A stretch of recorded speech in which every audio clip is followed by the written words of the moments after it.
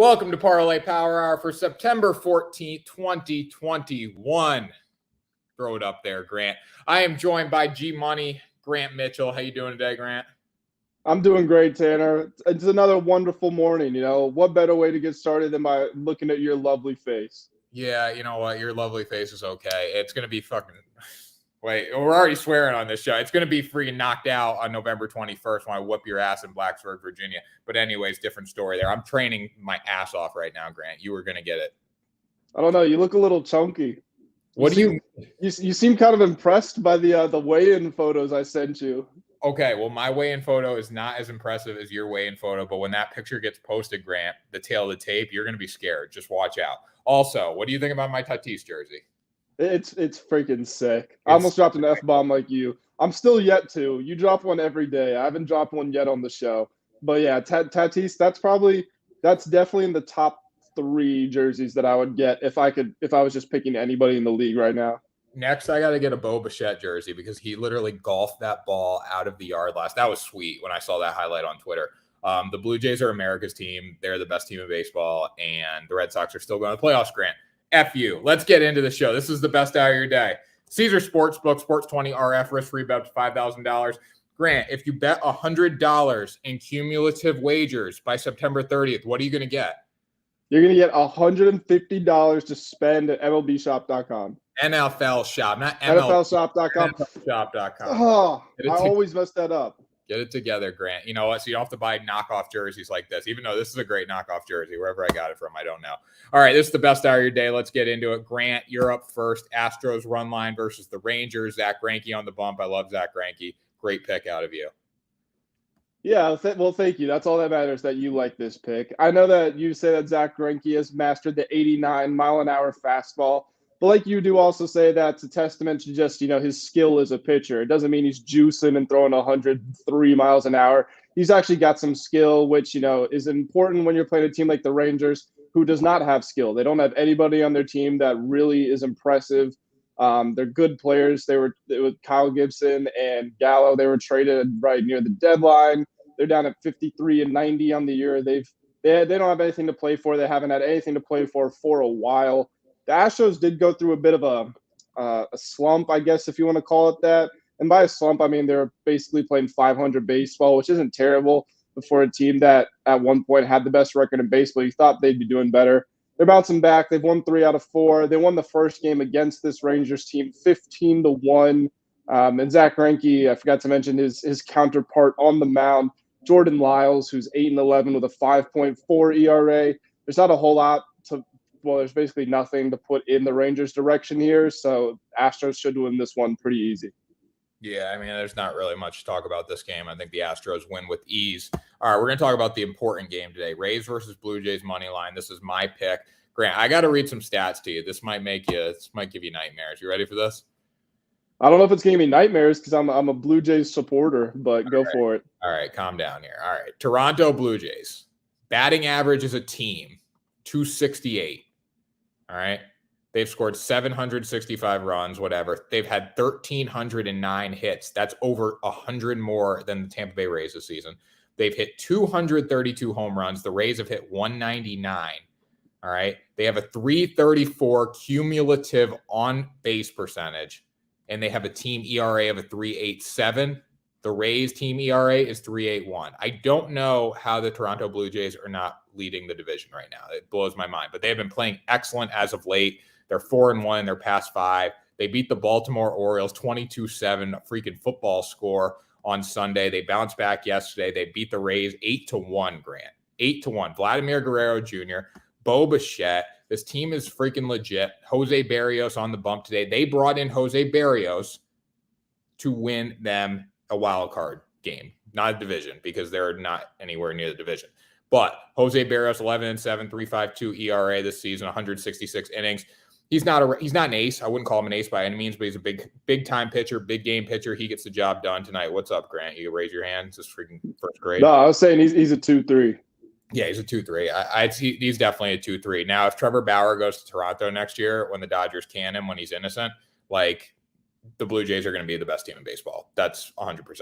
But anyways, we got the Blue Jays win this game today, no doubt about it. Blue Jays money line -138. This is kind of disrespectful by Caesar Sportsbook to list the Blue Jays at -138 today over the Yeah, Rays. this is absolutely disrespectful. One thing I want to say, Tanner, they're not 4 out of their last 5, okay? They're 12 out of their last 13. That's how hot the Blue Jays have been. You didn't do them justice there. They've scored 52 runs in their last 4 games. Well, you can, but yeah, okay. They're playing 22 of them came against the freaking Baltimore Orioles today, who will beat the Yankees, by the way. I think Garrett Cole goes down today. Yeah, but I mean, sure, 22 of them did come against the Orioles, but they had an 11-run inning in that game, and then in 2 games prior to that, they had 10-run innings. So I mean, it's not a total aberration. They are just nuclear hot right now.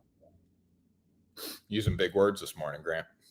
Hey, you know what? You know what I want to say too? I haven't heard a peep about Shohei Ohtani losing the lead in the home run race. First it was Salvi catching him, and now Vladdy's got first place. Nobody said anything about it. You know what? Like I look at that, and when I went to the Red Sox game, 2 weeks ago, whatever, a week ago, and I saw that they had a Shohei Ohtani shirt in the Red Sox team store, I was disgusted, Grant. That just shouldn't happen. It's the Red Sox team store. They like it. Shohei Ohtani's not even in the freaking division. He's on the other side of the country.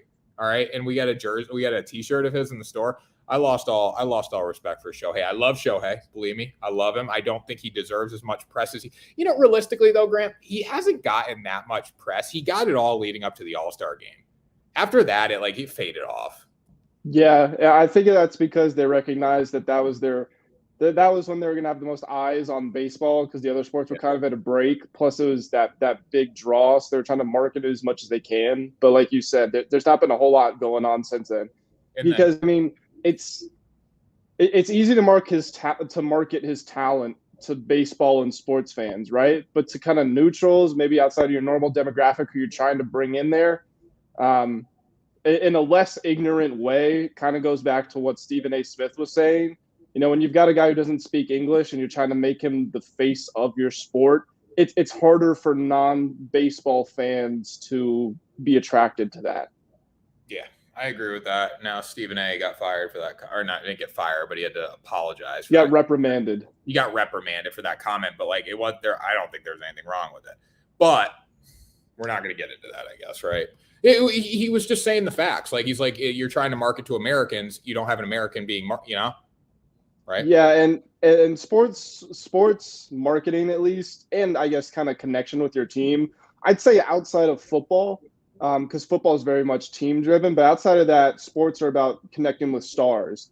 You know, a lot of that's because football players, they have helmets on, you can't see them, but baseball, basketball, soccer, you see these guys. So you build a relationship with them. So I think what he was doing a poor job of saying is that it's just hard to develop a relationship with him. Yeah, it got misinterpreted. All right, Fernando Tatis Jr. doesn't get much credit either. That's why I bought his jersey. All right, anyways, let's go Cardinals money line versus the Mets here. This is the risk of the day, Grant. Do you want to take this one?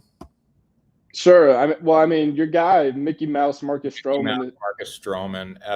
Mickey Mouse, Marcus. The Mets think they're like all tough and stuff because they almost threw hands with the Yankees. Like, you know what? If the Yankees and the Mets go down and fight like we are going to fight on November 21st in Blacksburg, Virginia, the Yankees would win. Even though the Yankees are soft, they would win. The Mets think they're tough. Mickey Mouse, Marcus Stroman on the bump, 2.87 ERA. You're getting great value, though, for the Cardinals in this game just because they're hot. They're playing for something right now. Were they a game out, 2 games out of the wild card race? It was a game the other day, and they won, so they can't be any further. Yeah, so the Reds are in right now, then the Padres. The Padres are going to drop off because they got to play the Dodgers and the Giants another 10 times this year. So they'll drop off. It's going to be between the Cardinals, the Reds, and possibly the Phillies if the Phillies can win this week. So, yeah, I like the Cardinals in this game, Grant. You can add anything. Yeah, the Mets might have a bit of a pitching advantage, statistically speaking. Marcus Stroman, he is 9-12, even though he has a 2.87 ERA, which is that's more of a condemnation of the team as a whole versus his individual performance. Jake Woodford's going for the Cardinals. He's been decent, 2-3, 4.28 ERA. Not a ton of action, 48 innings, but it's not like he's been awful. It's not like he's pitched the entire year and gone over 5. So the fact that the pitching matchup isn't totally insurmountable, and the Cardinals the better team, which is weird to say, and they have been playing a lot better lately, and they won that first game 7-0. Definitely think the Cardinals here. I would take the Cardinals, with my own money. So the fact it's risk-free with plus 150, I think this is a tremendous bet. Yeah, I like this plus 150. Go Cardinals. Another good one. What was the other good one we had? What was it? Another risk-free? Yeah, another risk-free, a secondary risk-free. Oh, you liked the Rockies over the Braves. Yeah, I mean, Rockies took 3 of 4 from the Phillies this weekend at home. They are on the road today, so that's a little scary. But Braves, Phillies, pretty comparable teams. I still like this one better if I had to pick. And then finally, we'll go D-backs, Dodgers. Dodgers run line. When are you going to get the Dodgers on the run line for minus 125? Pretty good odds here. We look at what they did yesterday. They beat the Arizona Diamondbacks 5-1. Now, what was it? Clayton Kershaw day yesterday. I don't even know how many innings he went yet. He didn't pitch much. I can pull it up right now. Yeah, Let's see here. He went for 4.1 allowed, 4.1 allowed, 1 earned run, 4 hits, 5 Ks. All right, so solid day there for him.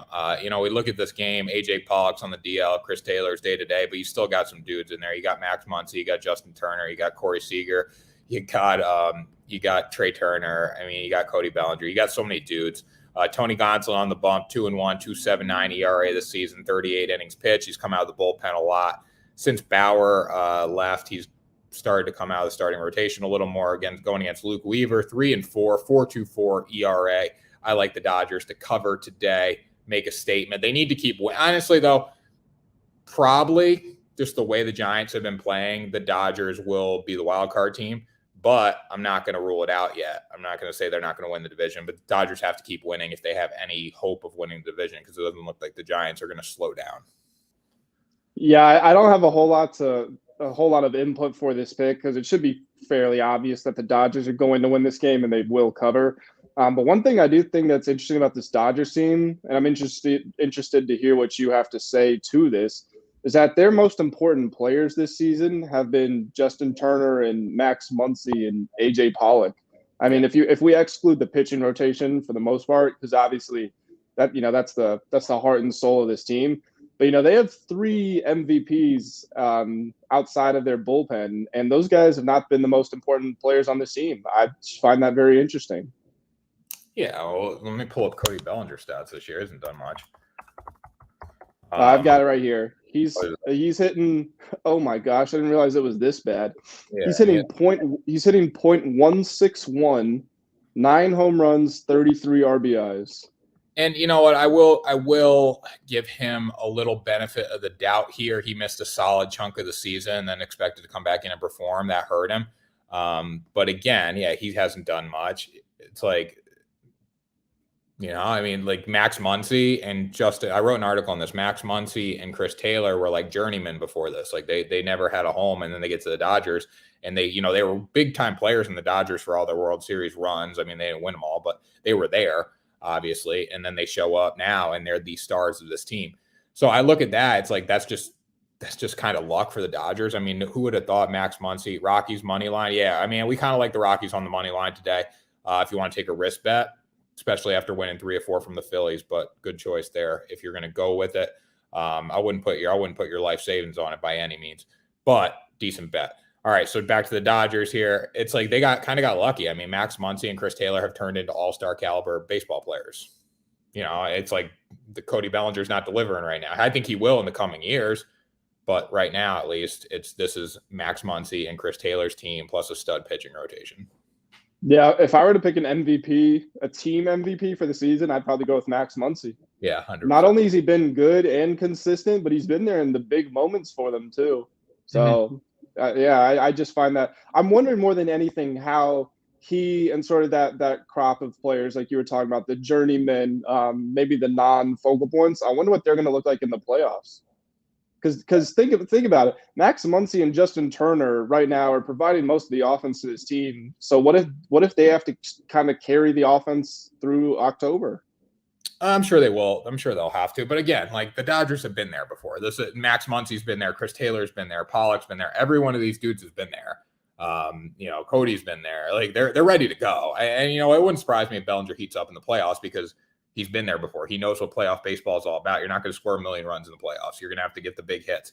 Cody Bellinger, I hate it. Like his swing, I think is again, I'm a freaking blogger, so I can't really say this with a, what's the word, Grant? I can't say this. And you have no cachet. I have literally no ability to say this, but I'm going to say it. I think his swing, and now we were all obsessed with Bellinger's swing when he was the MVP because he's swinging up on the ball. He's lifting the ball out of the yard, whatever. But now it's like he can't put the ball in play because of that swing. So, you know what? I did hear this. I heard David Ortiz talk about this on a – are you crazy? No, don't even put that comment. No. You know what? Actually, I will say this. I'll get away from Cody Bellinger. Let me pitch it because I only have about 10 seconds of thought here. Right. Baltimore money line is a tremendous $10-$20 that you don't care about bet. Because if they win, you're getting a big return on it. What are their odds? They're plus 295. So $10 on that will get you a $39 payout.